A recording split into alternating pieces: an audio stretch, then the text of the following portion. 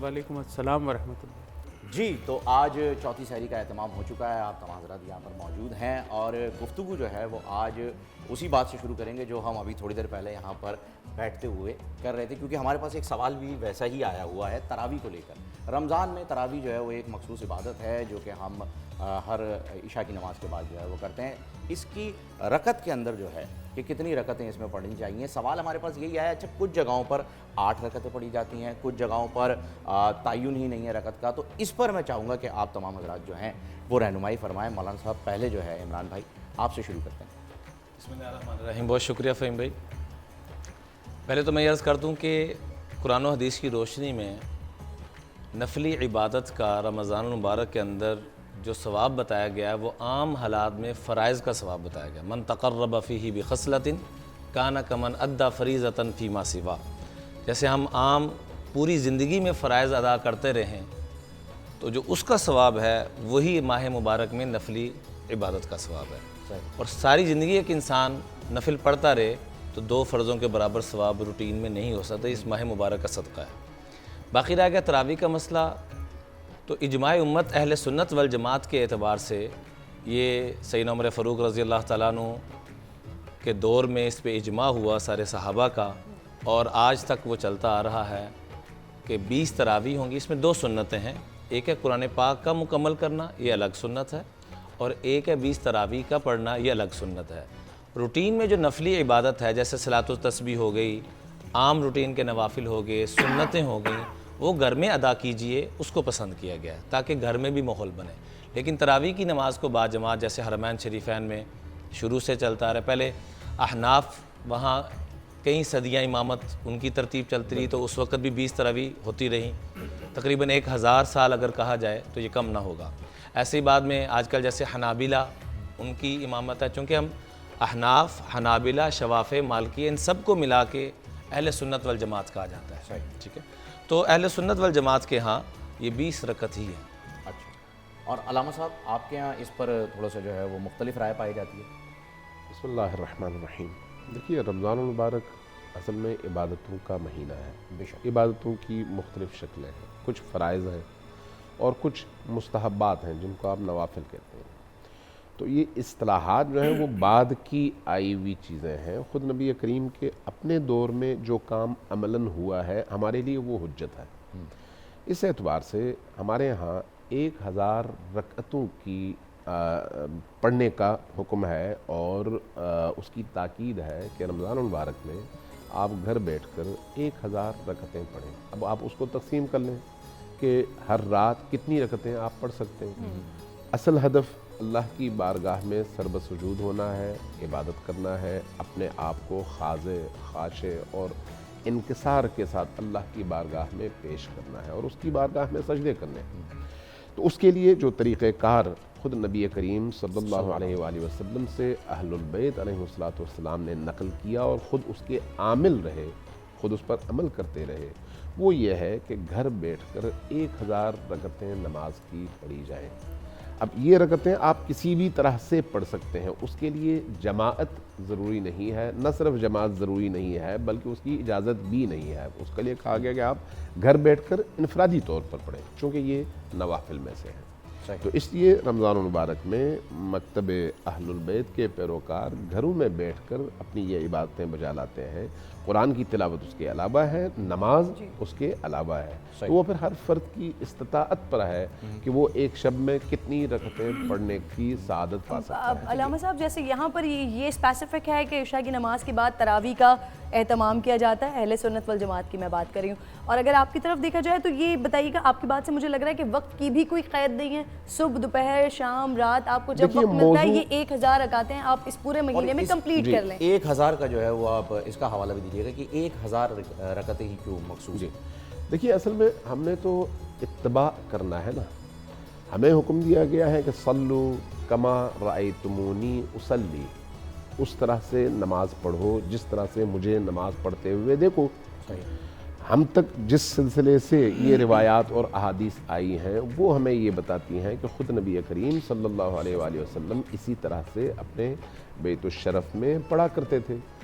और यही रविश اہل البیت کی رہی, یہی روش بزرگ صحابہ کی رہی. ابھی جیسے مفتی صاحب نے بھی فرمایا کہ اہل سنت علماء خود بخاری شریف کے حوالے سے اس بات کو وہ بار بار بیان کرتے ہیں کہ حضرت عمر ابن خطاب نے اپنے دور میں اس کو مستحسن سمجھا, شروع کروایا, اور احادیث موجود ہیں. تو اس کا مطلب یہ ہے کہ بعد میں اجماع ہوا, لیکن اس سے پہلے خود نبی کریم کی اپنی روش کیا تھی, اس پر بھی ظاہر ہے 2 آراء ہیں. لہٰذا میں ان آراء کی طرف نہیں جاتا, لیکن مجموعی طور پر بات یہ ہے کہ اصل جو ہدف ہے وہ عابد اور معبود کے درمیان اس مہینے کے اندر وہ رشتہ مضبوط کرنا ہے جو ضروری ہے اس کی حیات کے لیے, اور ان نفلی عبادات کو جو ہے جی وہ فرض ظاہر ہے. کر دیوانا اب جب آپ اس اعتبار سے دیکھیں گے تو اس مہینے کے اندر خود قرآن کریم کی ایک آیت پڑھنے کا ثواب پورے قرآن کریم کی تلاوت کے برابر قرار دیا گیا ہے. اسی طرح سے جس طرح سے آپ اگر اپنے گھر میں نماز پڑھیں یا مسجد نبوی میں پڑھیں, مسجد نبوی میں پڑھی گئی 1 رکعت آپ کے گھر میں 1,00,000 رکعتوں پر فضیلت رکھتی ہے, اسی طرح سے جس طرح سے مکان کی فضیلت ہے اسی طرح سے زمان اور وقت کی بھی فضیلت ہے. تو یہ جو وقت ہے رمضان المبارک کا, یہ ان بافضیلت ترین ایام اور شبوں میں سے ہے. اس لیے کہا گیا ہے کہ آپ گھر بیٹھ کر پڑھیں, کسی بھی وقت پڑھیں, لیکن ان نمازوں کے لیے جس وقت کا زیادہ آپ کو فوکس کیا گیا وہ رات ہی ہے, وہ رات ہی ہے. چونکہ رات ایک ایسی کیفیت کا نام ہے جس میں انسان تمام دنیا سے کٹ کر اپنے معبود سے جڑنے کے حوالے سے بہترین اپنے اندر کیفیات محسوس کر سکتا ہے, جو دن کی روشنی میں مشکل ہے. کے خلاف جا کے بھی ایک اس کے اوپر نیند بھی طاری ہوتی ہے, اور وہ اس نہیں, خود رات کی اپنی خصوصیات ہیں نا, رات کی اپنی خصوصیات ہیں. اگر آپ قرآن کریم میں اور احادیث مبارکہ میں رات کی خصوصیات کو جمع کریں تو آپ محسوس کریں گے کہ عبادتوں کے لیے, سجدوں کے لیے, راز و نیاز کے لیے جس وقت کا انتخاب انبیاء نے کیا, اولیاء نے کیا, وہ سحر خیزی ہے, وہ نصف شب ہے, وہ رات کی تاریکی ہے. ہاں, یعنی رات کی تاریکی میں اصل میں انسان باقی تمام چیزوں سے کٹ جاتا ہے, چونکہ نظر نہیں آ رہا ہوتا. انسان وہ خوگر ہے پیکر محسوس کا, جو کچھ وہ دیکھتا ہے وہ فوراً اس کے ذہنوں میں آتا ہے. رات کی تاریکی میں باقی دنیا سے کٹ کر انسان آسانی کے ساتھ اللہ سے جڑ سکتا ہے. یہ ایک وجہ ہو سکتی ہے, تمام وجہ نہیں. لہٰذا رات کی جو عبادت ہے اس کی بہت زیادہ فضیلت بیان کی گئی ہے. تو یہ جو نمازیں ہیں ان کا تعلق بھی رات سے زیادہ ہے. دن کی بھی نمازیں ہیں, دن کی نمازوں سے منع نہیں کیا گیا, کہا گیا پڑھو, لیکن وہ جو 1000 رکعت کی بات کی گئی ہے وہ رات میں پڑھنے کے لیے ہے اور پورے مہینے میں پڑھنے کے لیے ہے. اور اس کے ساتھ جب آپ تھک جائیں تو اٹھ کے قرآن پڑھیں, جب آپ تھک جائیں تو اٹھ کر. کو سمجھنے کے لیے بڑی آسان سی علامہ صاحب یہ بھی بات ہے کہ جب آپ دن کے علاوہ آپ دن کے بجائے رات کا سفر کر رہے ہوتے ہیں تو کہتے ہیں لوگ کہ رات کو خود بخود فاصلے سمٹ جاتے ہیں, سڑکیں سمٹ جاتی ہیں. جو راستہ آپ دن میں 2 گھنٹے میں 2.5 گھنٹے میں طے کر رہے ہوتے ہیں, وہ راستہ اگر آپ رات کے وقت سفر کریں تو وہ آپ 1.5 سے 2 گھنٹے میں طے کر لیتے ہیں. تو اللہ اور انسان کے درمیان بھی کہا سبحان الذی اسری بعبدہ لیلا من المسجد الحرام الى المسجد الاقصی. اللہ تبارک و تعالیٰ نے اپنے محبوب بندے کو نبی کریم صلی اللہ علیہ وآلہ وسلم کو معراج اگر عطا کی تو اس معراج کی شب جو سیر کروائی وہ شب میں ہے, دن میں نہیں ہے. اس لیے شب کی اپنی خصوصیات ہیں. بالکل, اور وہ لمحہ تھا کہ 18,000 عالم سے زیادہ آقا علیہ الصلوۃ والسلام کو اللہ رب العزت نے دکھایا. سر میں سوال بھی آپ کو دے رہی ہوں, آپ سوال بھی ساتھ ساتھ لے لیجیے اور آپ کی اجازت سے, کیونکہ آپ تک ہم ابھی تک آئے نہیں ہیں. ایک اور چیز بھی, کیونکہ علامہ صاحب نے تذکرہ چھیڑا کہ دن سے زیادہ رات کی عبادات اور اللہ رب العزت کے بندہ قریب ہوتا ہے, وہ کیفیات آ رہی ہوتی ہیں اس کے اوپر. تو یہ بھی کہیے گا کہ کچھ خواتین کی جانب سے پھر ہمیں وہ سوالات ملتے ہیں کہ رات کے وقت اگر کلام الہی تلاوت کلام پاک کر رہی ہوتی ہیں تو بہت ساری خواتین یہ کہتی ہیں یا ان کو کہا جاتا ہے کہ آپ کا خون بہت ہلکا ہے, آپ نہ پڑھیں نہ عبادت کریں, زمینیں ان کو ہلتی ہوئی محسوس ہوتی ہیں, اور اس طرح کے معاملات ہوتے ہیں, مسائل ہوتے ہیں. واقعتاً اس کی کوئی حقیقت ہے یا پھر یہ دماغی خلفشار ہے, کیا ہے یہ آپ نے خود ہی جواب دے دیا, دماغی خلفشار ہے. قرآن پاک میں تو اللہ تعالیٰ نے شفا رکھی ہے, وَنُنَزِّلُ مِنَ الْقُرْآنِ مَا هُوَ شِفَاءٌ وَرَحْمَةٌ لِّلْمُؤْمِنِينَ, کہ دنیا جہان کی رحمتیں سمیٹنی ہیں تو قرآن سے, دنیا جہان کی شفا لینی ہے تو قرآن سے. قرآن کے اندر وہ کہتے ہیں شاعر, وہ معزز سے زمانے میں مسلمان ہو کر ہم خوار ہوئے تاریخ قرآن ہو کر. تو قرآن پاک تو جتنا پڑھا جائے اتنا ہی کام ہے. چنانچہ امام ابو حنیفہ رحمۃ اللہ علیہ اور امام شافعی رحمۃ اللہ علیہ کے متعلق آتا ہے کہ ماہ مبارک میں 60 قرآن تو دن رات میں پڑھا کرتے تھے اور 1 قرآن تراویح کے اندر بھی پڑھا کرتے تھے. اور ایک بات کی میں وضاحت کرنا چاہوں گا، جیسے علامہ صاحب نے فرمایا کہ ہمارے لیے یہ حجت یا دلیل وہ حضور صلی اللہ علیہ وسلم اور ان کے گھرانے سے جو چیز ملی، اس میں کوئی شک نہیں کہ اللہ کے محبوب علیہ الصلاۃ والسلام ہی پوری کائنات کے لیے حجت اور دلیل ہے۔ وہی اللہ کے محبوب صلی اللہ علیہ وسلم فرما رہے ہیں علیکم بسنتی وسنت الخلفاء الراشدین المہدیین، کہ جیسے میری سنتوں کو تم نے لازم پکڑنا ہے، میرے جو خلفاء راشدین ہیں ان کی سنتوں کو بھی لازم پکڑنا ہے۔ اور سیدنا عمر فاروق رضی اللہ عنہ، جن پہ میرے ماں باپ، آپ سب کے ماں باپ قربان، بے شک جن کے بارے میں اللہ کے محبوب نے فرمایا لو کان بعدی نبیا لکان عمر، کہ اگر میرے بعد نبوت باقی ہوتی تو وہ عمر فاروق کے پاس ہے۔ اتنی بڑی شان والی ہستی ایک چیز کو وہ لے کے آ رہے ہیں، تو وہ ہمارے لیے بہت بڑی دلیل اور حجت ہے۔ اور مطلقاً میں صحابہ کے بارے میں یہ عرض کرنا چاہوں گا کہ دیکھیے نبی کریم صلی اللہ علیہ وآلہ وسلم کہ ان غلاموں کے متعلق اللہ قرآن میں فرماتے ہیں اولئک کتب فی قلوبہم الایمان، میرے محبوب کے جو غلام ہیں ان کی شان یہ ہے کہ رب خود فرماتے ہیں میں نے ان کے دلوں پہ ایمان کو پکا فرما دیا، سبحان اللہ، رضی اللہ عنہم ورضوا عنہ۔ یہ ٹائٹل جنت میں جنتی کو سب سے آخر میں ملنا ہے۔ صحابہ کی شان دیکھیے، وہ دنیا سے یہ ٹائٹل اپنے ساتھ لے کے جا رہے ہیں، اللہ ان سے راضی، اللہ ان سے راضی، اور بلکہ فرمایا جو ان کی اتباع کرے گا، قرآن کی آیت ہے والسابقون الاولون من المہاجرین والانصار والذین اتبعوہم باحسان رضی اللہ عنہم ورضوا عنہ، ان سے تو اللہ راضی ہوا ہی ہوا، جو ان کی غلامی اختیار کرے گا رب ان سے بھی راضی ہو جائے گا۔ تو ہمارے پاس اس کے علاوہ اور ہے کیا؟ اللہ تعالیٰ ہم سب کو اس قیام و سیام کی برکتیں لوٹنے کی توفیق عطا فرمائے۔ آغا صاحب کی طرف چلتے ہیں۔ آغا صاحب، آپ کے لیے دبئی سے آج جو ہے وہ ایک صاحب ہیں ندیم صاحب، اور ان کی والدہ کا نام ہے سلطانہ۔ انہوں نے پوچھا ہے کہ چیزیں رکھ کر جو ہے وہ بھول جاتی ہیں اور بڑے نقصانات بھی ہو چکے ہیں اس وجہ سے۔ اچھا، یہ بڑا ایک عام سا معاملہ ہے کہ آپ رکھ کے بھول جاتے ہیں اور بڑی کوئی ایسی محفوظ جگہ پہ آپ رکھتے ہیں جہاں پر آپ سوچتے ہیں، میرے ساتھ بھی اکثر ہوتا ہے کہ یہ سب سے سیف جگہ ہے، اور پھر اس کے بعد وہ جگہ ہی بھول جاتی ہے۔ یہ کیا وجہ ہے؟ دیکھیں جی، چیزیں رکھ کے جو بھول جاتے ہیں نا لوگ، اس میں صرف اس کو نظر بد یا اس طرف کاؤنٹ نہیں کرنا چاہیے۔ بہت سارے لوگ عموماً راتوں کو نہیں سوتے، یادداشت ویک ہو جاتی ہے۔ بہت سارے لوگ عموماً جو ہے وہ زیادہ تر وقت جو ہے وہ ٹیلی ویژن دیکھ کے، فلمیں دیکھ کے اور اس طرح کی چیزوں میں گزارتے ہیں، تو ان کے پاس اس طرح کے معاملات ہو جاتے ہیں کہ ان کی یادداشت کمزور ہو جاتی ہے۔ لیکن ہمیں اپنی یادداشت کو ٹھیک رکھنے کے لیے ایک حدیث مبارکہ کا مفہوم بھی ہے کہ جب کوئی چیز بھول جاؤ تو فوراً درود پاک پڑھ لیا کرو۔ تو درود پاک کی اگر کثرت کرتے ہیں نا تو اس سے آپ کی یادداشت اچھی ہوتی ہے، آپ کا حافظہ اچھا ہوتا ہے۔ اور عموماً اگر لوگ رات کو 5، 7 یا 9 یا 3 بادام اگر رات کو اچھی طرح چھلکا اتار کے بھگو دیں اور صبح نہار منہ اس کو اچھی طرح چبا کر کھا لیں تھوڑے شہد کے ساتھ، تو انشاءاللہ ان کی یادداشت جو ہے وہ بہتر ہو جاتی ہے۔ لیکن اس کا ایک وظیفہ بھی ہے۔ وظیفہ یہ ہے کہ روزانہ عشاء کی نماز کے بعد 100 مرتبہ درود ابراہیمی پڑھیں، اپنے اوپر دم کریں، پانی کے اوپر دم کر کے پئیں، اور ہر نماز کے بعد 11 فلق 11 ناز، سورہ فلق 11 مرتبہ، سورہ ناز 11 مرتبہ، اللہ اول و آخر 3 مرتبہ درود تاج پڑھ کے بھی دم کریں، تو انشاءاللہ وہ بچے جن کا حافظہ کہتے ہیں ہم نے ابھی پڑھا تھا ابھی بھول گئے، ہم اچھی طرح گھر سے پڑھ کے گئے تھے، جیسے ہی ہم لوگ وہاں جا کر اپنے امتحان گاہ میں بیٹھے ایگزامینیشن ہال میں، ہم فوراً بھول گئے، ہمارے پاس ہمیں سوالات یاد تھے، ہم اس کا جواب لکھنا بھول گئے، ہمارے دماغ سے، ہماری آنکھوں کے سامنے سے اس کو ہٹا دیا گیا۔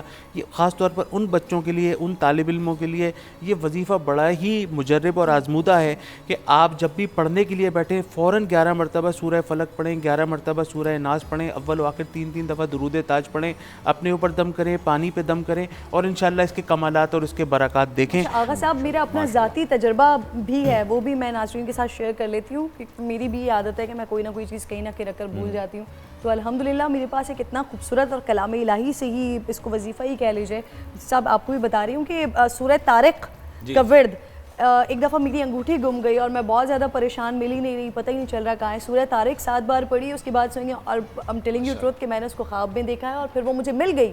اور اس کے بعد جب یہ ہوا، اس طرح کی کوئی بھی چیز ہوئی کہ پیسے رکھ کے بھول گئی یا کوئی چیز غائب ہو گئی یا انفیکٹ کسی نے اٹھا بھی لی، تو میں نے 7 بار سورہ طارق پڑھی ہے اور اس کے بعد فائدہ ہوا ہے۔ اور اس کے علاوہ بھی اگر آپ کوئی چیز ڈھونڈ رہے ہو تو ساتھ میں انا للہ و انا الیہ راجعون، یہ بھی ہے، بہت سارے وظائف ہیں اس کے، لیکن سب سے آغا صاحب نے جو درود پاک کی بات کی ہے نا، میں سلام یہ پیش تو کرتا ہوں حدیث مبارکہ ہے نا کہ جب کوئی چیز بھول جاؤ تو درود پاک سے لے لو، تو آپ کثرت سے۔ اور اس میں آغا صاحب آپ کی بات بڑھاتے ہوئے علماء نے یہاں تک لکھا ہے کہ اس نیت سے بھی حضور اور آپ علیہ السلام کی آل پر درود پڑھا کرو کہ اے اللہ ہم سیدھی راہ بھول چکے ہیں۔ سبحان اللہ و بحمدہ، کیا بات ہے، واہ سبحان اللہ، سبحان اللہ، بہت کیا بات ہے خوبصورت۔ آپ کے پاس کوئی وظیفہ؟ جی ہاں بالکل، میں آپ سے یہ پوچھنا چاہ رہی تھی کہ قرض سب سے بڑی بیماری آج کل لوگوں کے پاس بنی ہوئی ہے. جی قرض جو ہے نا, میرے پاس زیادہ تر سوالات جو ہیں وہ قرض کے آتے ہیں کہ جی ہم قرض دار ہیں. اچھا آج کل خاص میں آپ کو نام بھی بتانا چاہ رہی ہوں شخصیت کا اور ان کی والدہ کا نام بھی, تاکہ آپ بالکل خرم اور نسرین, خرم ان کا نام ہے اور نسرین جو ہے ان کی والدہ کا نام ہے, پلیز ان کے لیے دیکھیں اس کی ہم اگر بنیاد کی طرف جاتے ہیں نا تو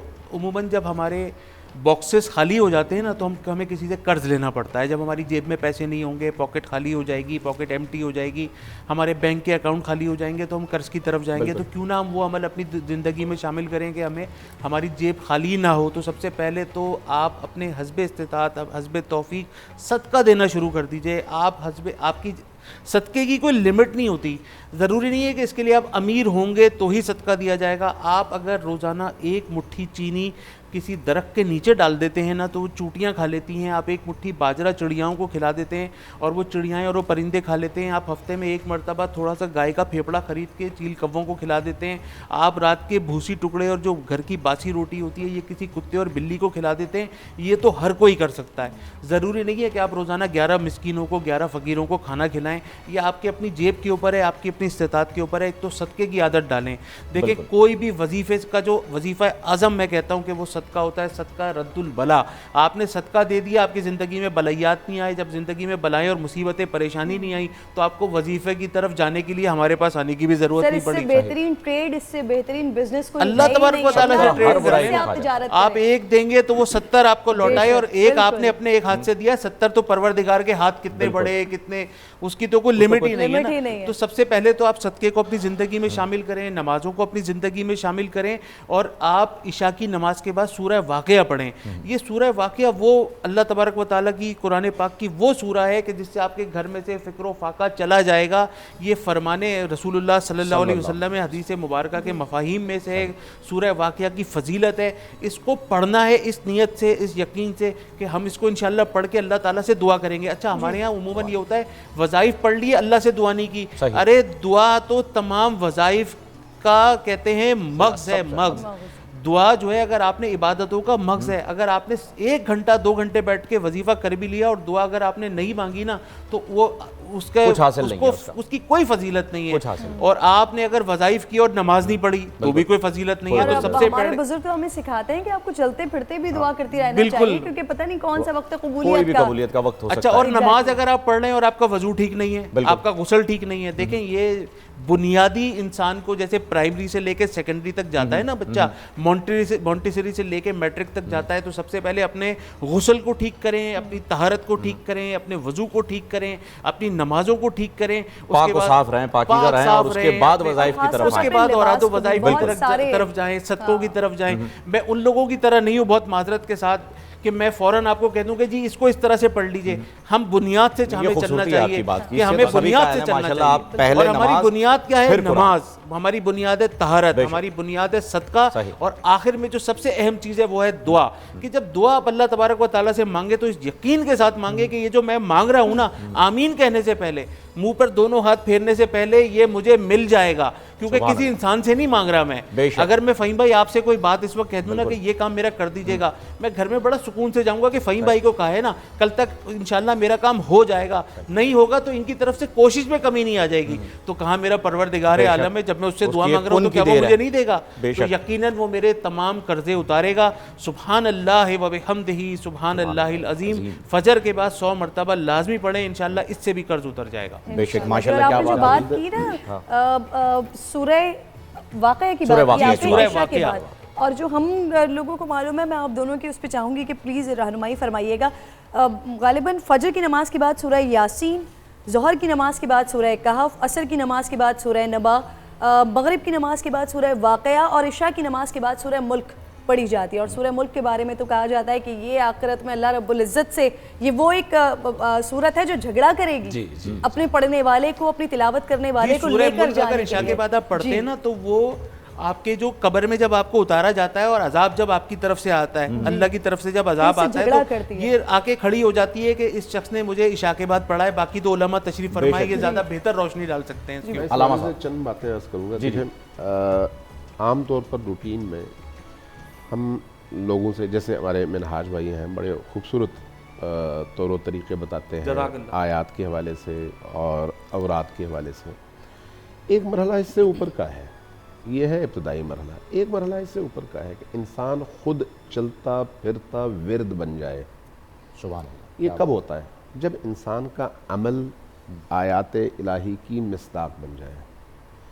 اب جب آپ کا سارا عمل، آپ کا سارا سراپا قرآنی آیات کی چلتی پھرتی تصویر بن جائے نا، تو پھر آپ کا ہر عمل جیسے جیسے سرزد ہوتا چلا جاتا ہے، فعل انجام پاتا چلا جاتا ہے، ویسے ویسے اس کی بارگاہ میں قبولیت کے مراحل بھی طے کرتا چلا جاتا ہے. ٹھیک ہے؟ یہ اگلا مرحلہ ہے ورد سے پہلے کا. اوراد انسان کو اس طرف لے کر جاتے ہیں، لیکن عمل اس کے لیے انتہائی ضروری ہے. اب میں آپ کو قرآن کریم سورہ طلاق، ابھی میں دیکھ رہا تھا، میں آیت ہی پڑھ کے سنا دیتا ہوں، سب دیکھ لیں. سورہ طلاق کی 7ویں آیت ہے. 7ویں آیت میں ارشاد ہوتا ہے لِيُنْفِقْ ذُو سَعَةٍ مِّن سَعَتِهِ، جس کے ہاں وسعت ہے وہ انفاق کرے اپنی اس وسعت میں سے. یعنی جس کے پاس کچھ ہے وہ اللہ کی راہ میں دے. ذکر نہیں، عمل. بے شک. ٹھیک ہے، یہ نہیں ہے بھئی دوسروں سے کہیں، بلکہ خود کرو جو کچھ تمہارے پاس ہے. لِيُنْفِقْ ذُو سَعَةٍ مِّن سَعَتِهِ. اس کے بعد عجیب ہے آیت، ارشاد ہوتا ہے وَمَنْ قُدِرَ عَلَيْهِ رِزْقُهُ، جس کی روزی تنگ ہے.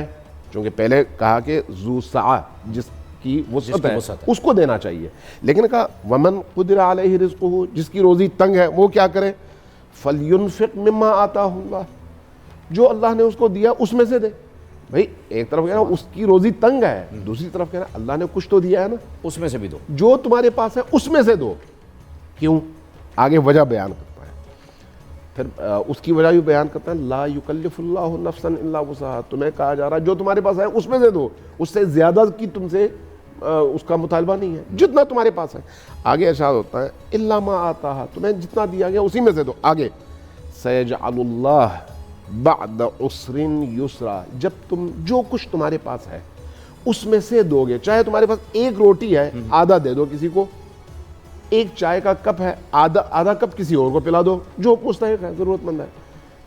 بہت کم عرصے میں اللہ تمہاری اس تنگی کو وسعت میں تبدیل کر دے گا. سبحان اللہ. یہ قرآن کا وعدہ ہے. سبحان اللہ. تو اس کا مطلب یہ ہوا کہ آپ قرضہ تب لیتے ہیں جب آپ کی روزی تنگ ہوتی ہے، تو آپ روزی تنگ ہونے ہی نہ دیں.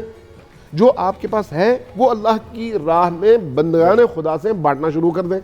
جیسے ہی آپ بانٹیں گے ویسے ہی اللہ کی طرف سے روزی میں اضافہ ہونا شروع ہو جائے گا. یہ اللہ کا وعدہ، اللہ کے کتاب کا وعدہ ہے. سبحان اللہ. مطلب آپ کے اوپر کوئی بوجھ نہیں ڈالا جا رہا ہے کہ آپ نے اتنا دینا ہے اتنا دینا ہے، آپ کے پاس جو ہے اس میں سے صدقہ دے دیں، اور اس سے بہترین تجارت کوئی اور ہے ہی نہیں. کیوں عمران؟ میں اس حوالے سے ایک اور معذرت کے ساتھ، میں آیات الہی کو اسی انفاق کے حوالے سے دیکھ رہا تھا. کچھ چیزیں تو ایسی ہیں نا جو آپ پر فرض ہیں، جیسے زکوٰۃ ہے، جیسے خمس ہے، سادات کا حق ہے، جیسے اور بہت ساری چیزیں ہیں جو آپ کے فرائض میں سے ہیں. جیسے ابھی آپ رمضان المبارک کے بعد فطرانہ دیں گے، فرائض میں سے.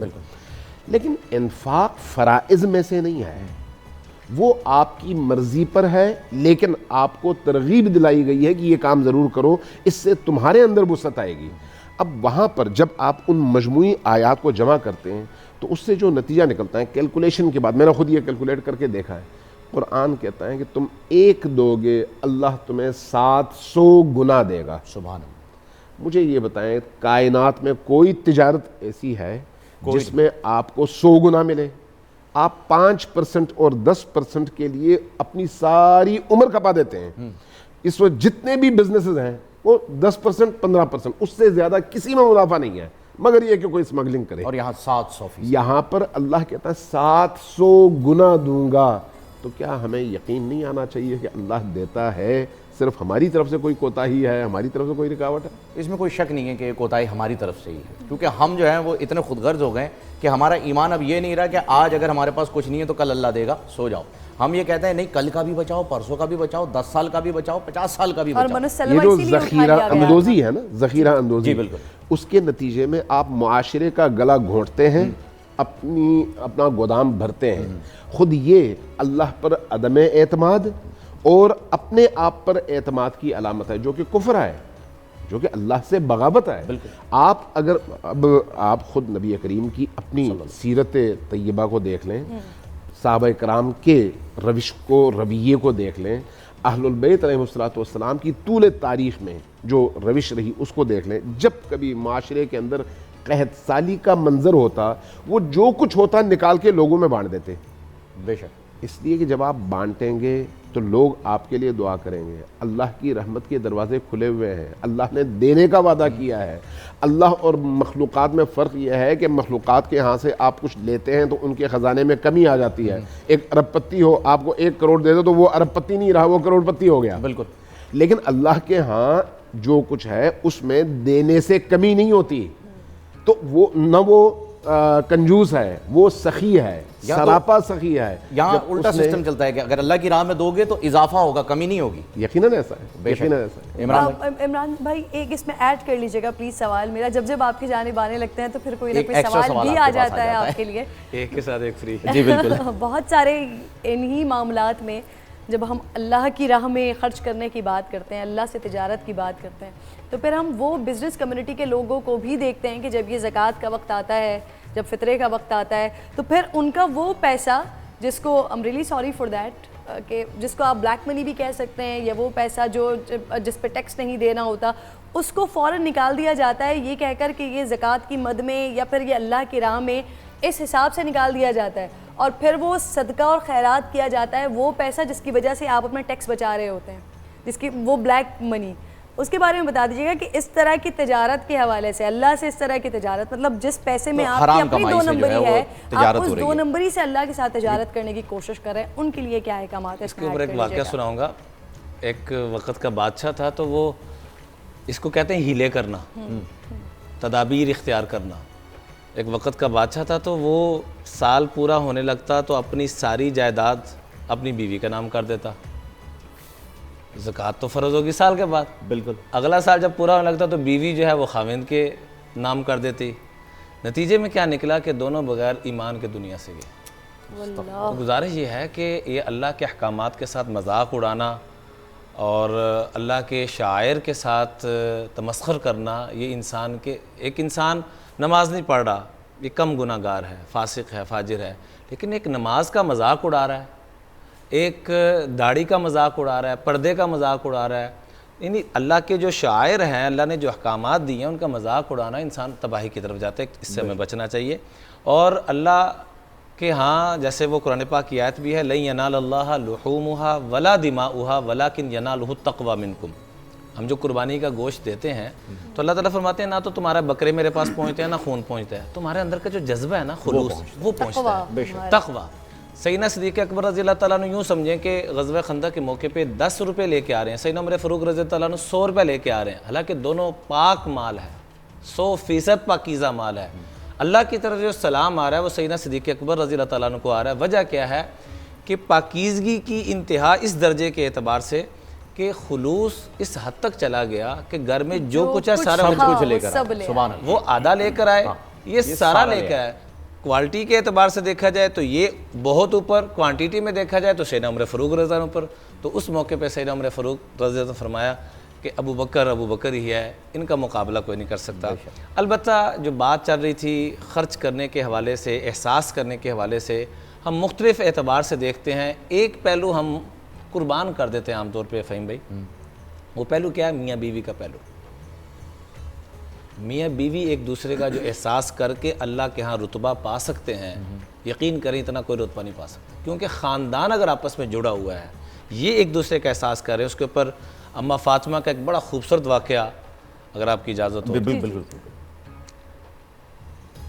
سیدہ کائنات اللہ کروڑوں سلامتی رحمت برکت نازل فرمائے اور ان کے صدقے سے ہماری اور پوری امت کی ماں بہن بیٹیوں کو اس کا کوئی ذرہ نصیب فرمائے. حسلی سے کیا فرماتی ہیں کہ آپ کے اوپر چونکہ باہر کے دین کے معاملات بھی اور مصروفیات بھی، دینی خدمات بھی، تو آپ ایسے کریں میں چکی وغیرہ پیستی ہوں، آپ اندازہ کریں کہ آپ مزدور دنیا کا، کائنات کا بڑے سے بڑا فاقے والا مزدور اٹھا کے دیکھ لیں، اس کی مسز کے ہاتھوں میں بھی چھالے نہیں پڑے ہوں گے. اور یہاں کائنات کی شہزادی، پوری کائنات کی سردار جن کو رب نے بنایا، وہ گھر میں اتنے کام ہیں کہ ہاتھوں میں چھالے پڑ رہے ہیں. اس کے باوجود کیا فرما رہی ہیں کہ آپ مجھے چرخہ لا کے دیں، میں سود کاٹوں گی تاکہ آپ کی معاونہ بن سکوں. ایک تو یہ ہے کہ ساری زندگی کبھی مطالبہ نہیں کیا. یہ اس سے بھی بڑھ کے بات کل جیسے بات مطالبہ ہوئی تھی کیا بھی تو معاونہ بننے کی، مطالبہ کیا بھی تو معاونت کرنے والا، پھر اوپر سے بدلہ کیا ملا، وہ بڑا خوبصورت واقعہ ہے۔ حضرت علی رضی اللہ تعالیٰ عنہ چرخے کا بندوبست فرماتے ہیں، گھر میں کام شروع ہوا، محنت مشقت کرتے کرتے ایک طرف بچوں کو سنبھالنا، ایک طرف گھر کے کام سنبھالنا، ایک طرف اپنی ساس کی خدمت کرنا۔ فاطمہ بنت اسد فرماتی ہیں کہ بیٹا تو اتنے کام کرتی ہے، میری خدمت کو چھوڑ دے۔ میں آج کی ماؤں بہن بیٹیوں کو ہاتھ جوڑ کے یہ درخواست کروں گا کہ ذرا خاتون جنت کا جواب سنیے، کہا آپ خالی علی کی ماں نہیں ہیں، میری بھی ماں ہے۔ واہ واہ واہ، ان کی خدمت بھی کر رہی ہیں، بے شک گھر کے کام بھی کر رہی ہیں، سارے معاملات لے کے چل رہی ہیں۔ اور 6 دینار کا سوت کاتا، حضرت علی اس کو بیچنے کے لیے گئے تو راستے میں ایک آدمی آ کے کہتا ہے کہ حضرت میں سفید پوش آدمی ہوں، ضرورت مند ہوں، شفقت فرما دیں، میرے اوپر قرضہ ہے، لوگ بڑے تنگ کر رہے ہیں، میں کتنے پیسوں کی ضرورت ہے؟ کہا جی 6 دینار۔ گھر سے 6 دینار لے کر آئے اور ادھر سے مانگنے والا بھی 6 دینار۔ تو ذہن میں ایک دفعہ آیا گھر سے تو میں سامان لینے کے لیے آیا ہوں، اللہ پہ ایسا اعتماد تھا کہ رب 10 گنا تو کم از کم دے گا، اس کو پکڑائے۔ ساتھ ہی ایک آدمی آتا ہے، آ کے کہتا ہے حضرت میں سفر پہ جا رہا ہوں، یہ میرا اونٹ ہے، میں آپ کو یہ سیل کرتا ہوں۔ کہ میں تو آپ کو جانتا نہیں۔ وہ کہنے لگا میں تو آپ کو جانتا ہوں، آپ علی المرتضیٰ ہیں، شیر خدا ہیں، آپ یہ لے لیجئے اور 100 درہم جب میں یا 100 دینار جب واپس آؤں گا آپ مجھے واپس کر دیجئے گا۔ یہ وہ دے کے جاتا ہے، ابھی کھڑے ہیں سوچ رہے ہیں، اتنی دیر میں دوسرا ایک آدمی آ کے کہتا ہے بڑا خوبصورت اونٹ ہے، اے علی سیل کریں گے؟ کہاں سیل کرنے کے لیے کھڑا ہوں۔ کہا کتنے کا؟ کہ 160 دینار کا۔ 100 ادھر چلا، ادھر چلے گئے، 6 کا 10 گنا جو اللہ نے دینا تھا وہ 60 ہو گیا۔ 60 ہو گیا۔ اچھا یہ دے کے جب گھر 6 دینار کا سامان لے کے باقی 54 دینار لے کے پہنچے، حضرت فاطمہ کو ساری صورتحال بتائی تو فرمانے لگے اللہ کے محبوب کے پاس چلتے ہیں، صورتحال بتاتے ہیں۔ تو جب پہنچے تو آپ صلی اللہ علیہ وسلم مسکراتے فرمایا کہ اے علی 6 دینار والی بات میں بتاؤں کہ تو بتائے گا؟ سبحان اللہ، کیا بات، میری بیٹی کا جو واقعہ ہے 6 دینار والی محنت والا تو بتائے گا کہ میں بتاؤں؟ تو حضرت علی رضی اللہ عنہ کے چہرے پہ عجیب مسکراہٹ اور مزاج شناس ان سے بڑھ کر کون ہو سکتا ہے کہ جن کے بارے میں فرمایا علی بابوہا کہ علم کے یہ دروازے ہیں۔ تو کہا یا رسول اللہ آپ ہی فرما دیجئے۔ تو فرمایا کہ یہ 6 دینار جو بیٹی میری نے تیری معاونت کی، تیری بازو بنی، سہارا بنی، رب کو یہ اتنا پسند آیا کہ جو تجھے اونٹ دینے آیا تھا وہ جبریل تھا، جو تجھ سے لینے آیا وہ میکائیل تھا، اور بیچنے والا رب جلیل تھا۔ سبحان اللہ۔ یہ برکتیں ملتی ہیں جب بیوی گھر کی معاونت، ہم اثار، قربانی، ہمدردی وہ آ کے صرف خرچ کر رہے ہیں صرف ان چیزوں پر کہ ہم غریبوں میں غربا۔ سب سے پہلے اپنے گھر سے تو شروع کریں۔ ارے سارے جو عمل کیے جا رہے ہیں یہ سارے امت کے لیے کیے جا رہے ہیں، سکھائے جا رہے ہیں، انہیں سکھائے جا رہے ہیں، انہی کی تو تربیت ہو رہی ہے۔ اسی لیے تو اللہ کے محبوب فہیم بھائی فرمایا، اللہ کے محبوب علیہ الصلوۃ والسلام نے اپنی اولادوں کو صرف کرن بہن 3 چیزیں دے دو، تمہاری اولادیں دنیا آخرت میں تمہاری آنکھوں کی ٹھنڈک کا سامان بن جائیں گی۔ پوچھا گیا وہ 3 چیزیں کیا؟ فرمایا ادبوا اولادکم 3 خصال، حب نبیکم وحب اہل بیتہ وتلاوت القرآن۔ سبحان اللہ۔ ان کو حضور کا عاشق ایسا بنا دو کہ ان کے لیے آئیڈیل شخصیت ہوں تو وہ امام الانبیاء ہو، سبحان اللہ۔ آئیڈیل گھرانہ ہو تو حضور کا گھرانہ ہو، اہل بیت، اہل بیت کا گھرانہ ہو، اور عشق ہو، پیار ہو پڑھائی سے تو سب سے پہلے قرآن سے پیار ہو۔ سبحان اللہ۔ آج ہم نے سب کچھ پڑھ لیا فہیم بھائی، نہیں پڑھا تو قرآن نہیں پڑھا۔ سورہ الرحمن کی اس آیت کو ضرور غور کیجئے گا، بچپن سے ہم سنتے آ رہے ہیں، الرحمن علم القرآن خلق الانسان، الرحمن علم القرآن خلق الانسان۔ کیا ترجمہ؟ کہ رحمان کی ذات وہ ہے جس نے قرآن کی تعلیم دی، انسان کی تخلیق کی۔ اب ذرا نقطے پہ غور فرمائیں، تعلیم قرآن کا ذکر پہلے ہے، تخلیق انسان کا ذکر بعد میں ہے۔ مفسرین لکھتے ہیں کہ انسان پہلے پیدا ہوگا تو قرآن سیکھے گا۔ انہوں نے لکھا ہے مفسرین نے، اللہ کروڑوں جزائے خیر عطا فرمائے، فرمایا جس کے پاس تعلیم قرآن ہے وہ تخلیق انسان میں شامل ہے، اگر تعلیم قرآن نہیں ہے تو وہ تخلیق انسان میں شامل ہی نہیں ہے، وہ دکھنے میں انسان ہے، حقیقت میں حیوان ہے۔ سبحان اللہ۔ جس کو قرآن نے دوسری جگہ کہا اولئک کالانعام۔ تو اس لیے یہ 3 چیزیں، حضور صلی اللہ علیہ وسلم کی محبت، اہل بیت کی محبت، ان کی پوری زندگی کو ہم حسنین کریمین کو اٹھاتے ہیں، حضرت امام حسین کو تو یا حضور کے کندھوں پہ رکھتے ہیں یا کربلا کے کندھوں پہ رکھتے ہیں، نیزوں کے اوپر رکھتے ہیں۔ بیچ میں انہوں نے اتنے سال جو گزارے وہ کیا کیا؟ واہ، زبردست۔ یہاں کربلا میں ہم یہاں جاتے ہیں حضور صلی اللہ علیہ وسلم کے کندھوں پر، وہاں حضور بٹھایا کرتے تھے، وہ فضائل بیان کر دیے، یا اٹھا کے کربلا میں لے جاتے ہیں کہ شہید۔ بیچ میں ساری زندگی جو گزاری صحابہ کی کیسے خدمت کی، فقراء کی کیسے خدمت کی، غرباء کی کیسے خدمت کی، گھر والوں کی کیسے خدمت کی۔ خدا را میں درخواست کروں گا کہ آج کل ویسے بھی فارغ ہیں، ضرور حضور صلی اللہ علیہ وسلم کی سیرت مبارکہ، ان کے گھرانے کی سیرت مبارکہ اور صحابہ کی زندگی کو ضرور پڑھیے۔ یہ زندگی کے ہمارے اسلامی شاعر کے یہ ہیرو ہیں جو اپنے بچوں کو بتانے کی ضرورت ہے، سکھانے کی ضرورت ہے۔ اللہ رب العزت ہمیں صحابہ کرام و اہل بیت و اطہار کے نقش قدم پر ہماری اولادوں کو چلانے کی توفیق عطا فرمائے، انہیں سکھانے کی توفیق عطا فرمائے۔ آپ نے خواتین کے حوالے سے بات کی تھی تو میں چاہ رہی تھی کہ اس پہ یہ سوال بھی ایڈ کر دوں۔ معاونہ کا کردار ادا کیا بی بی فاطمہ الزہرا رضی اللہ تعالیٰ عنہا نے، اور اللہ رب العزت نے ان کو اس کا کس طرح سے زبردست ریوارڈ دیا۔ اب میں وہ خواتین بھی دیکھتی ہوں جو گھروں سے نکلتی ہیں، کیونکہ اس وقت معاشرہ حالات ایسے ہیں کہ اب ضروری ہو گیا ہے کہ شوہر اور بیوی دونوں ہی گھر چلائیں گے تبھی معاملات آگے بڑھیں گے۔ اب وہ خواتین بھی میں دیکھتی ہوں جو اپنے گھروں سے نکلتی ہیں، کمانے کے لیے جاتی تو ہیں، لیکن جب وہ گھر آتی ہیں تو وہ اپنے پیسے پر صرف اور صرف اپنا حق سمجھتی ہیں۔ وہ باقاعدہ اپنے شوہر کے ساتھ اس بات پر زبان درازی بھی کر رہی ہوتی ہیں کہ نہ میرا کام ہے یہ کہ میں بچوں کی کفالت کروں، نہ گھر کو چلانا میرا کام ہے۔ ایک اندر ہی اپنے ایک تکبر اور ایک فخر بھی آ جاتا ہے، اور اس چیز کو اگر وہ کر بھی رہی ہوتی ہیں تو وہ احسان سمجھ رہی ہوتی ہیں۔ اور وہ گھرانے بھی میں نے دیکھے ہیں کہ جب خواتین یہ کرتی ہیں، کام کرتی ہیں، تو پھر اس کے بعد وہ شوہر کے اوپر ایک ڈومینیٹنگ رول بھی ان کا ہو جاتا ہے۔ ان کے لیے بھی پھر یہ فرما دیجیے گا، تو بہت بڑا لیسن ہے جو آپ نے فاطمہ الزہرا کے بارے میں بالکل، یہ جو آپ نے سوال کیا ہے اسی کو میں تھوڑا سا ایک الگ پہلو بتاؤں کہ ایک ہماری سوسائٹی کا جو ہے اسٹیٹس بن گیا ہے کہ گھر کا سربراہ وہ ہے جو کماتا ہے۔ اب جیسے کہ انہوں نے بتایا کہ جی اگر عورت کما رہی ہے تو وہ ڈومینیٹ ہونا چاہ رہی ہے، یعنی یہ ایک سائیکی بن گئی ہے کہ جو کما کے لا رہا ہے وہ گھر کا سربراہ، ہیڈ آف دا فیملی وہ ہوگا جو پیسے لائے گا۔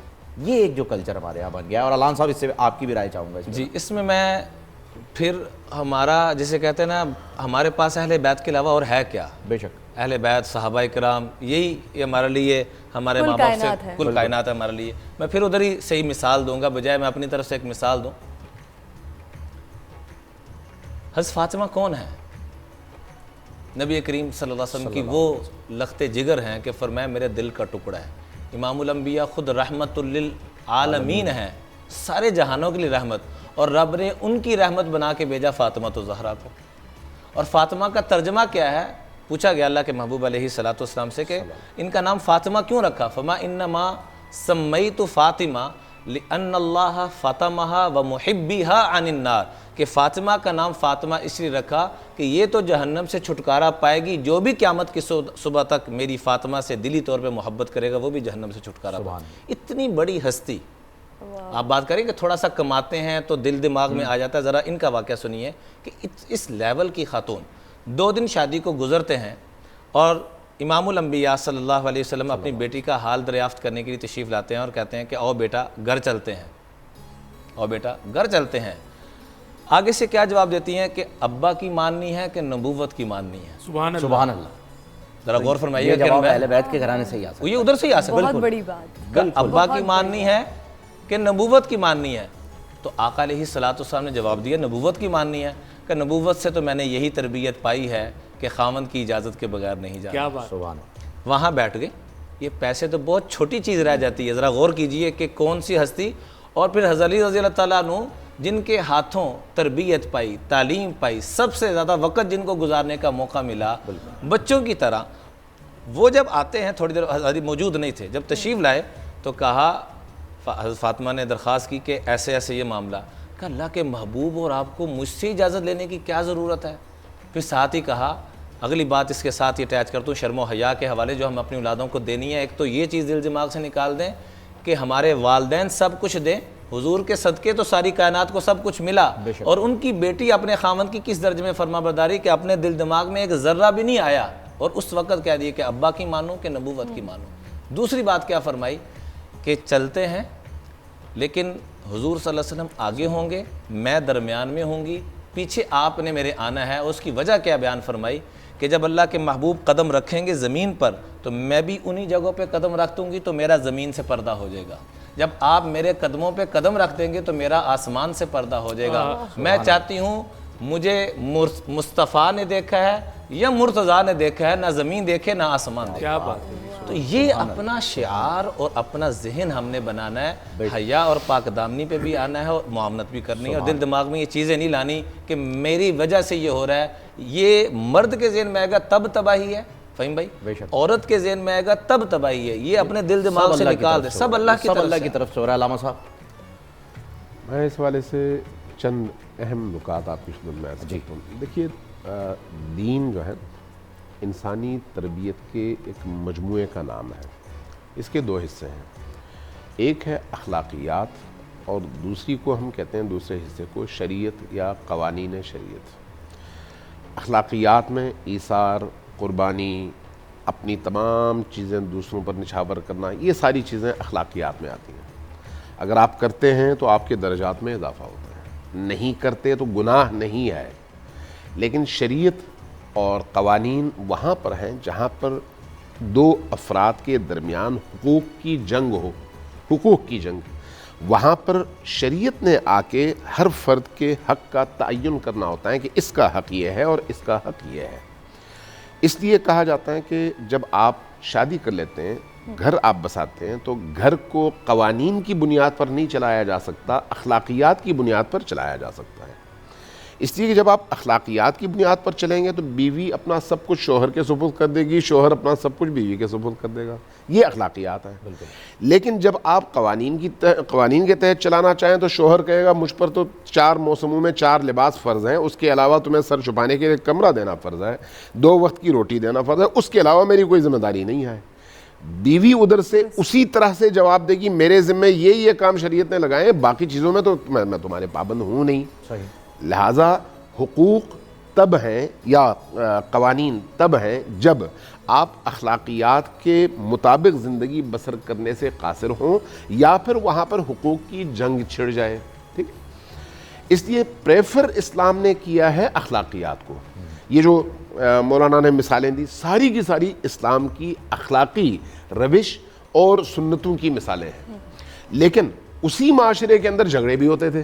بالکل اسی معاشرے کے اندر دوست اور دوست کے درمیان، میاں اور بیوی کے درمیان، بچے اور ماں کے درمیان، باپ اور بیٹے کے درمیان جھگڑے تو ہوتے تھے. اب جب جھگڑے ہوں اور وہاں پر جب جھگڑے ہوں گے تو اخلاقیات کام نہیں آئیں گے، وہاں پر پھر آپ کو قانون کے مطابق فیصلہ کرنا پڑے گا. آج کی دنیا میں خواتین کے حقوق کے نام پر اخلاقیات کو دفن کر دیا گیا ہے، لیکن قوانین کو سامنے لا کر عورت کو مقام دلانے کی وہ کوشش کی جا رہی ہے جس میں عورت کو مقام نہیں مل رہا، اس کی حیثیت ختم ہو رہی ہے. ہمیں اس لیے دونوں کو ساتھ لے کر چلنے کی ضرورت ہے. قوانین جہاں پر چاہیے وہاں پر قوانین، اور اخلاقیات کی جہاں پر ضرورت ہے وہاں پر اخلاقیات. اخلاقیات نہ ہو تو زندگی نہیں ہے. لیکن جہاں اخلاقیات سے کام نہ چلے وہاں پر قانون کی پھر ضرورت ہے.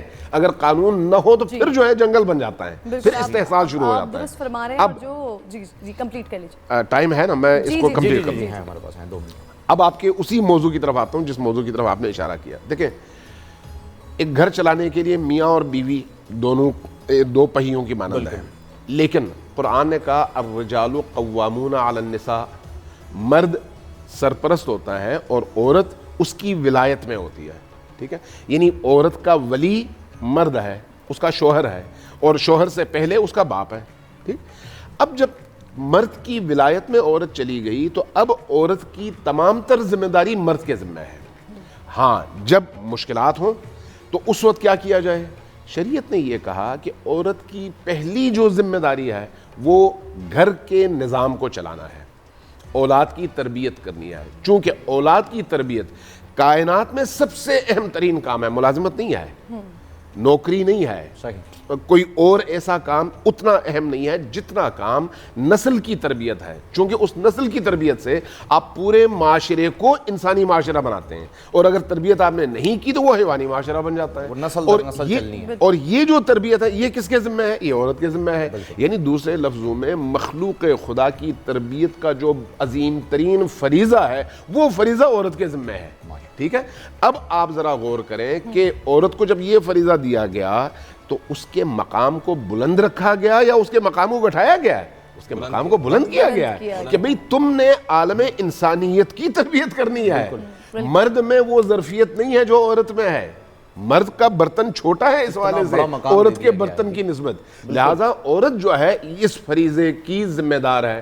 اب اگر اس فریضے کی ادائیگی کے ساتھ وہ اپنے شوہر کا ہاتھ بٹانا چاہے، باہر کہیں پر کام کرنا چاہے، بزنس کرنا چاہے، نوکری کرنا چاہے، اور اس باہر کے کام کی وجہ سے اس کے خاندان کی تربیت کا نظام متاثر نہ ہوتا ہو تو فبیہا بسم اللہ کرے، کوئی اس پر قدغن نہیں ہے۔ شوہر کی اجازت شرط ہے، شوہر اجازت دے اور اس کو دینا بھی چاہیے اور اس کو یہ کام کرنا چاہیے۔ اب اگلی بات جو انتہائی اہم ہے، جب عورت کما کر لے کر آتی ہے تو وہ اس کی مالکن ہے، شوہر مالک نہیں ہے۔ صحیح، یہ کلیئر کٹ، شوہر مالک نہیں ہے، مالک عورت ہے، چونکہ اس نے خود اپنے ہاتھوں سے کمایا ہے، علامہ اب صاحب، اس علامہ کی صاحب، مرضی ہے۔ اسی میں یہیں پر سوال لے لیجیے اور اس کو ذرا مختصر آپ دونوں جواب دیجیے گا کیونکہ اب 1.5 منٹ انتہائی ہے سحر ہمارے ہو رہا ہے۔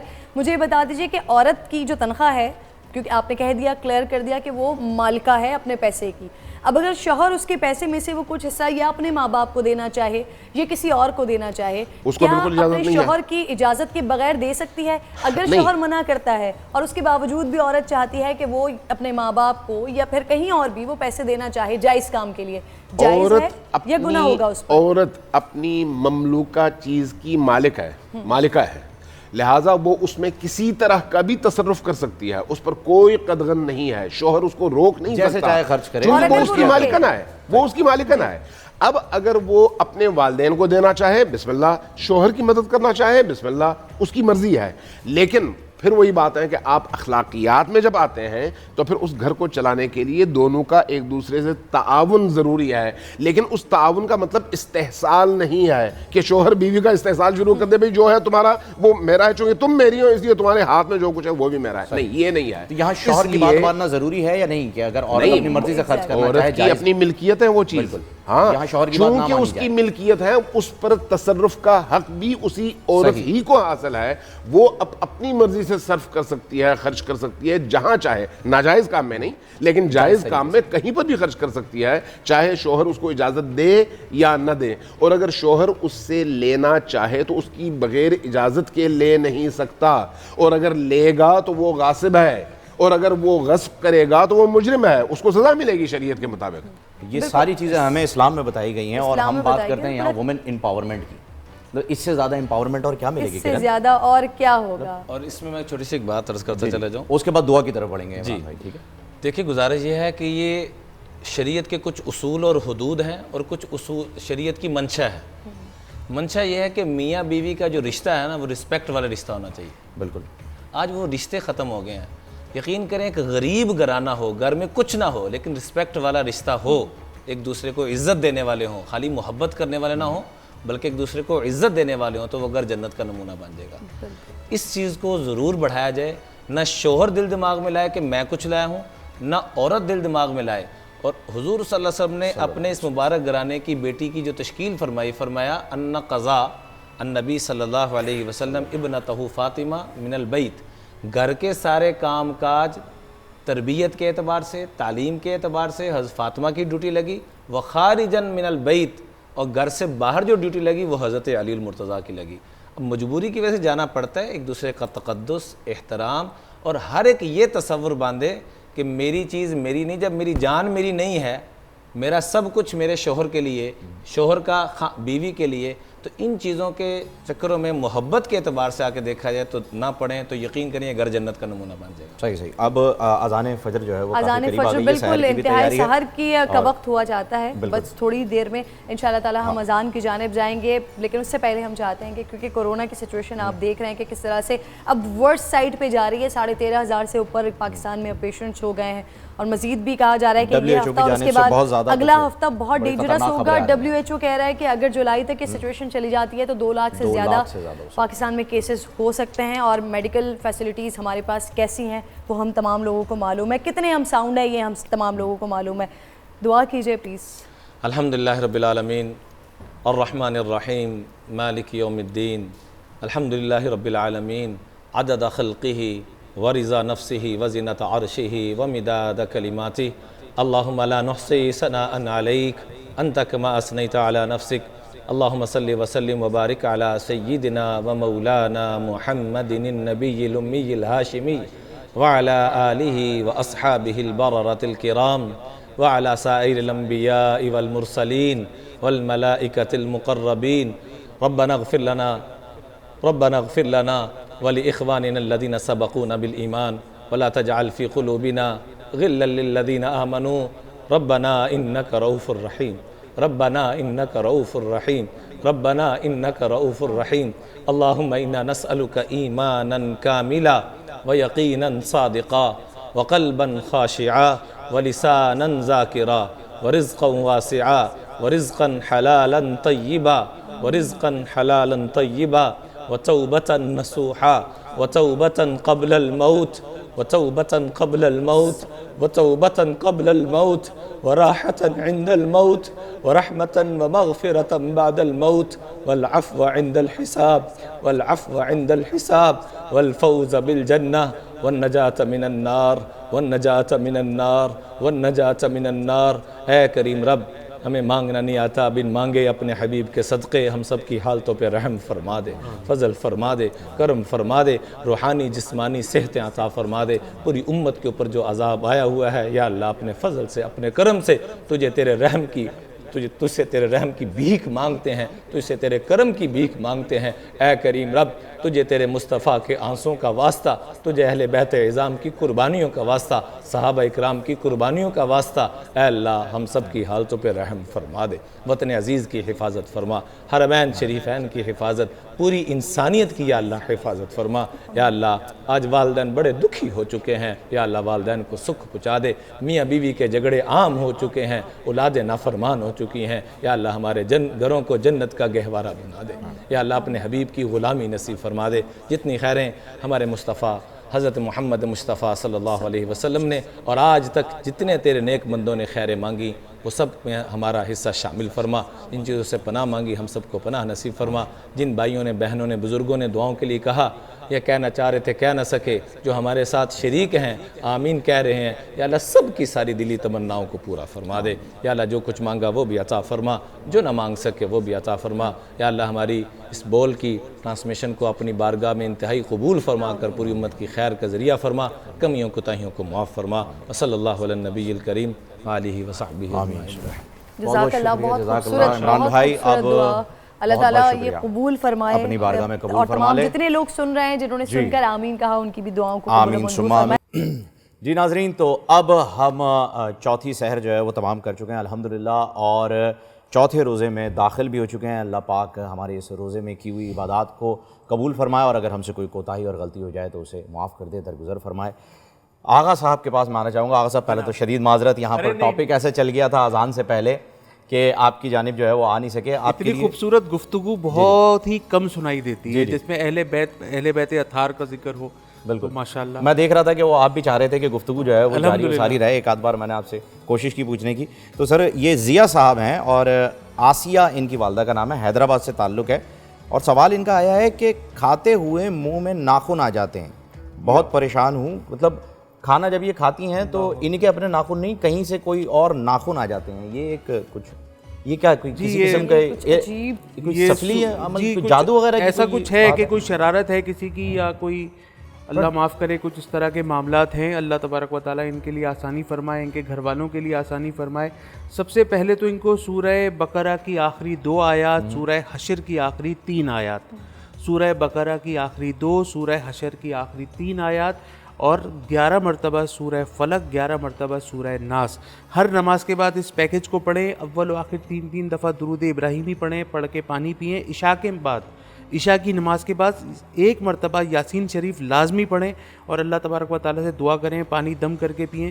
1 ہفتے میں انشاءاللہ تعالیٰ ان کے حالات میں بہت بہتری آنے کی امید ہے انشاءاللہ. اچھا یہ چیزیں بھی یعنی کہ ہو رہی ہیں دنیا میں؟ جی سب کچھ ہی ہوتا ہے. یہ نظر بد کے حوالے جو ہے وہ آپ کے کھانے میں آ رہے ہیں، یہ بڑی عجیب سی چیز ہے. میرے لیے یہ پہلی دفعہ ایسا ہوا کہ میں نے خود پہلی مرتبہ سنا ہے. جی بہت ریئر کیسز اس طرح کے سفلی ہوتے کی ہیں. کافی ہم نے قسمیں سن رکھی ہیں، کوئی پتلا بنا دیا، کوئی کیلے نکل آئیں، کچھ ایسا ہو گیا. اور یہ ناخن کا آ جانا یہ بھی ایک چیز ہوتی ہے. جی بالکل اس طرح کے ریئر کیسز آتے ہیں ہمارے پاس. اس وقت ہم نے ابھی سحر کا اختتام کیا ہے، اور اس بس اتنی وقت اچھی ایسی مولانا بات صاحب ابھی سنا. دعا کرا کے گئے ہیں. جی، اللہ تبارک و تعالیٰ ان علماء کی برکتوں سے، ان کے صدقے سے، ان تمام مسلمانوں کے تمام مسائل حل فرمائے. خاص الخاص جو میں یہ وظائف قرآن پاک کے حوالے سے دیتا ہوں تو یہ قرآن پاک کی برکتیں ہیں. رمضان المبارک میں قرآن پاک کا نزول ہے تو اس میں زیادہ سے زیادہ ہمیں چاہیے کہ قرآن پاک کی تلاوت کریں اور صلاۃ التسبیح کا روزانہ اہتمام کریں. دیکھیں آخری عشرے میں صلاۃ التسبیح پڑھنا یہ اچھی بات ہے, لیکن اس وقت چونکہ ہم ایک کوارنٹین میں ہیں, گھروں میں ہیں, تو تراویح بھی لوگ گھروں میں ادا کر رہے ہیں, گھروں کو مسجدیں بنا دیا گیا ہے ماشاءاللہ.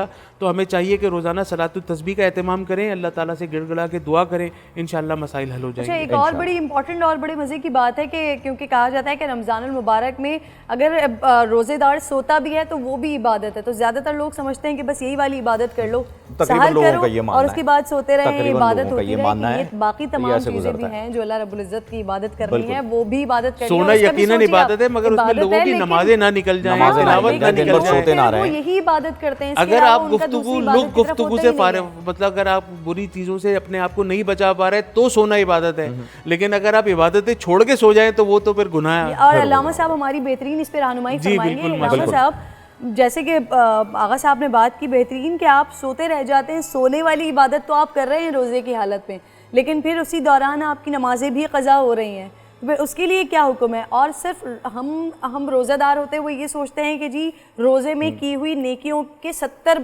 درجات ہم بلند ہو جاتے ہیں, لیکن جتنے گناہ ہوتے ہیں پھر گناہوں کا درجہ بھی تو بڑھ جاتا ہے, اس کا لیول بھی تو بڑھ جاتا ہے. اس میں کوئی شک نہیں. دیکھیے ماہ مبارک رمضان باقی 11 مہینوں میں 12 مہینوں میں ظاہر ہے سب سے بافضیلت مہینہ ہے, تو اس کی نسبت ایسے ہی ہے جیسے مسجد الحرام کی نسبت باقی مسجدوں پر. لہٰذا اگر آپ مسجد الحرام میں کوئی ایسی حرکت کریں جو اس مسجد کی شان اور اس کے مقام کے منافی ہو تو ظاہر ہے اس کا جرم بھی بہت بڑا ہے.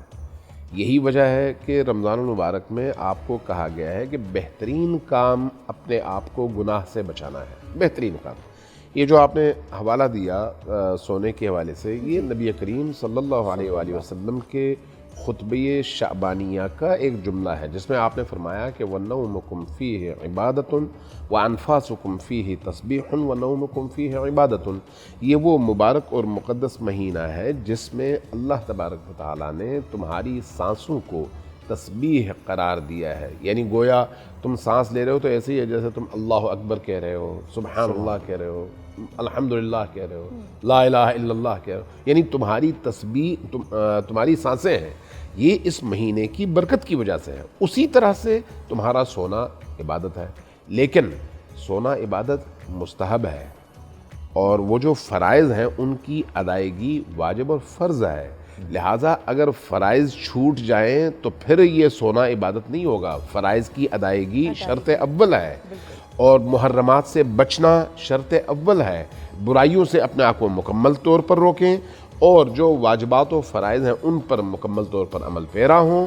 اس کے بعد جو ٹائم آپ کو ملتا ہے آپ سو جائیں تو کوئی حرج نہیں ہے, اور وہ سونا بھی آپ کے لیے عبادت شمار ہوگی اور اس کا اجر ملے گا. یعنی جو یہ سحری کے بعد سونے کا اہتمام کرتے ہیں اور عصر کے وقت جو ہے وہ اٹھ رہے ہوتے ہیں وہ یہ نہ سمجھیں کہ ان کا سونا عبادت ہے. پہلے نماز کی جو ہے وہ آپ پابندی کریں, فرائض کی ادائیگی شرط اول ہے. شرط اول اگر سب سے پہلے کیونکہ میں ہم نے وہ جو نیل والی بات کی ہے تو ٹویٹر پر ہمارے پاس کوسچنز بھی آ رہے ہیں, اور اس وقت جو میرے پاس سوال آیا ہے وہ بھی بڑا عجیب سا آیا ہے. کہہ رہے ہیں کہ بھئی دفتر سے کیلیں نکل رہی ہوتی ہیں, یہ بھی سفلی کا عمل ہے. نام انہوں نے اپنا بتایا سلمان اور ان کی والدہ کا نام ماہین ہے, کراچی سے تعلق ہے ان کا.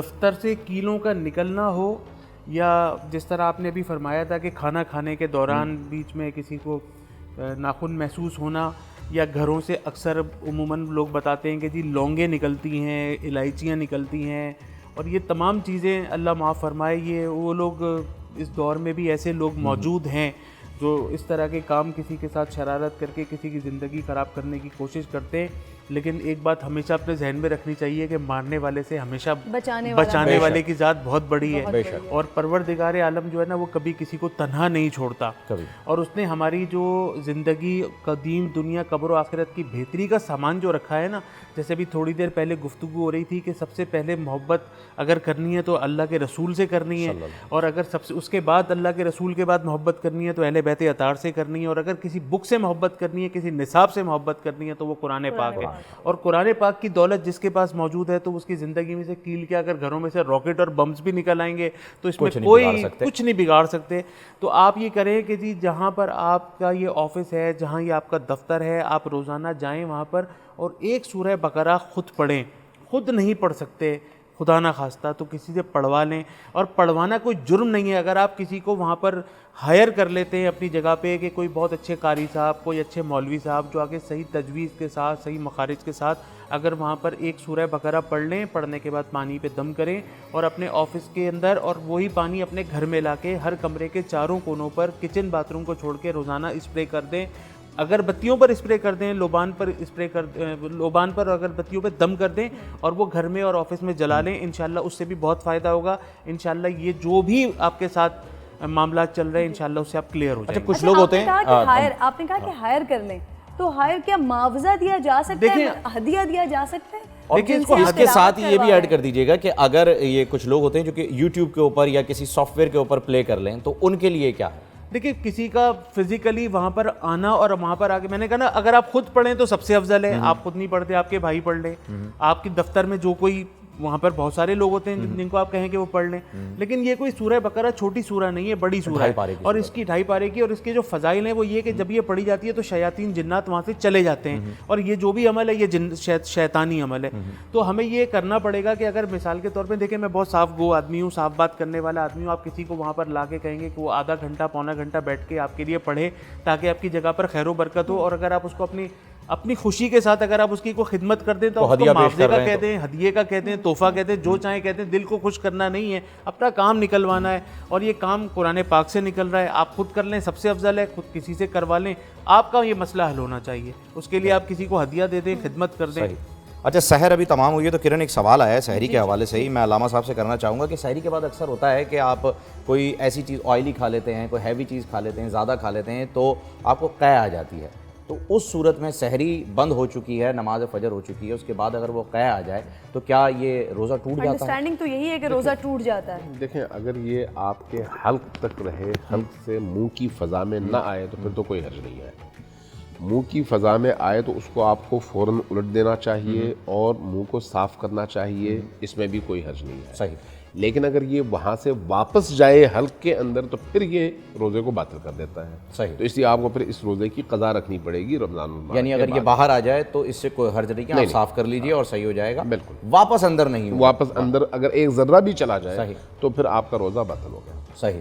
چلیں یہ بڑا بہترین جو ہے وہ اس کا جواب مل گیا. یقیناً جنہوں نے سوال کیا ہے انہیں ان کا جواب جو ہے وہ مل چکا ہوگا, کیونکہ اکثر ایسا ہوتا ہے جب آپ سحری کر رہے ہوتے ہیں نا تو اوور ایٹنگ کی وجہ سے موسٹلی یہ چیزیں ہو جاتی ہیں. اوور ایٹنگ کی وجہ سے بھی, اور بہت سارے لوگ پتہ نہیں کیا سوچتے ہیں, ہم انسان ہیں, ہم اونٹ نہیں ہیں کہ ہم 4-5 دن کا ذخیرہ نہیں کر سکتے, ہمیں صرف مغرب تک کا کرنا ہے. کوانٹٹی جو اس وقت کی ہوتی ہے کہ آپ نے 1 یا 1.5 گلاس یا 2 گلاس اگر پانی پیا ہے, اس کے بعد بھی آپ کو اتنی ہی پیاس لگے گی بعد میں, تو پانی پینے سے نہیں. البتہ ہاں دہی کے اگر آپ استعمال دہی کا استعمال تو آپ کے لیے ڈائجسٹ کرنے کے لیے بڑا ضروری ہے. آپ کو پیاس ذرا کم لگتی ہے, پیاس بھی کم لگتی ہے اور کھانا بھی ڈائجسٹ ہو جاتا ہے. لیکن یہاں اکثر و بیشتر ایسا ہوتا ہے, پانی کا ذکر انہوں نے کیا ہے تو اذان کے لیے جیسے ہی وہ مؤذن صاحب جو ہیں وہ اسپیکر پہ کھنکھناہٹ ایک سنائی دیتی ہے نا صحیح کرنے کی, تو لوگوں کو بھاگتے ہوئے میں نے دیکھا ہے کہ اب پانی پینا ہے. اچھا یہ بھی بڑا امپورٹنٹ کوسچن ہے, اور افطار کے وقت جب تمام علماء کرام ہمارے ساتھ موجود ہوں گے, امین شہیدی صاحب بھی موجود ہوں گے, اس وقت بھی میں یہ سوال کروں گی. لیکن پہلے میں چاہ رہی ہوں کہ ابھی فوراً ہی میں ایک سوال کر لوں.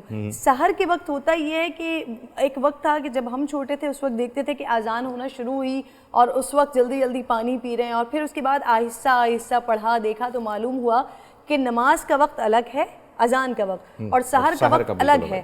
اور سحر کا وقت میں مطلب جو انتہائی سحر ہے, لیٹ سپوز کہ اگر آپ کو وقت دے دیا آج 4:38 کا, تو 4:38 2 سیکنڈ بھی نہیں, وہ ایک فکس ٹائم ہے جو دے دیا. لیکن ہمارے یہاں ہوتا یہ ہے کہ اللہ اکبر مؤذن کی آواز شروع ہوئی اور ویسے ہی گلاس اٹھایا گیا, ویسے ہی پانی پیا گیا, آخر تک چلتا رہا یہ سلسلہ. ایک اس میں بڑی اچھی چیز اور بھی ہوتی ہے, لوگ کہتے ہیں کہ جب ہمارے علاقے کی مسجد میں اذان ہوگی نا تب بند کریں گے, تو دور کی مسجد کی اذان. اور پھر اس کے بعد یہاں پر وہ پھر 1.5 گھنٹے کی مسجدیں بھی یاد آ جاتی ہیں کہ جی ابھی یہ والی مسجد ہے اور ابھی وہ والی مسجد ہے. آپ نے بالکل درست نشاندہی کی ہے. دیکھیں جو تعین کیا گیا ہے وہ وقت کا ہے، اذان معتبر نہیں ہے۔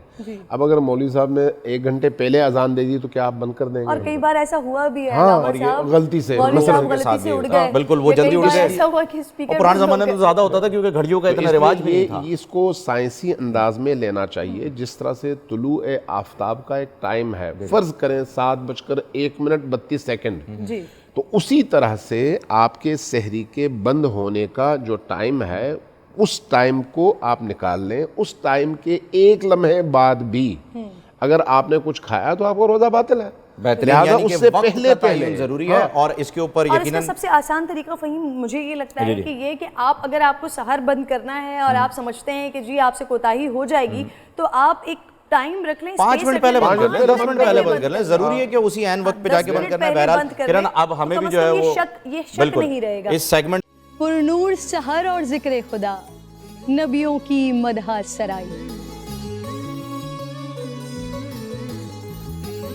پیغام سنا اے باد صبا، پرکیف صاحب آئی۔ پوشیدہ ہے ایمان کی راہ اللہ کی کتاب مقدس میں،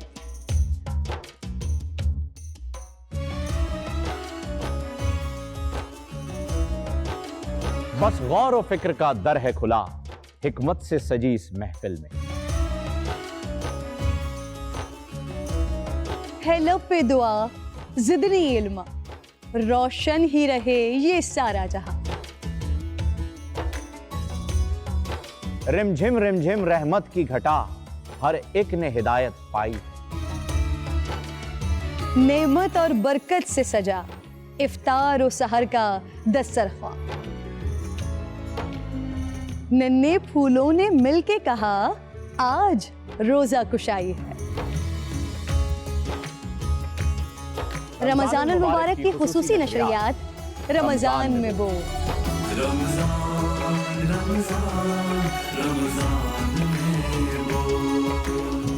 رمضان المبارک کی خصوصی نشریات رمضان میں بول، فہیم خان اور کرن ناز کے ساتھ روزانہ صبح 3 بجے سحر ٹرانسمیشن اور شام 5:30 بجے افطار ٹرانسمیشن، صرف بول انٹرٹینمنٹ پر۔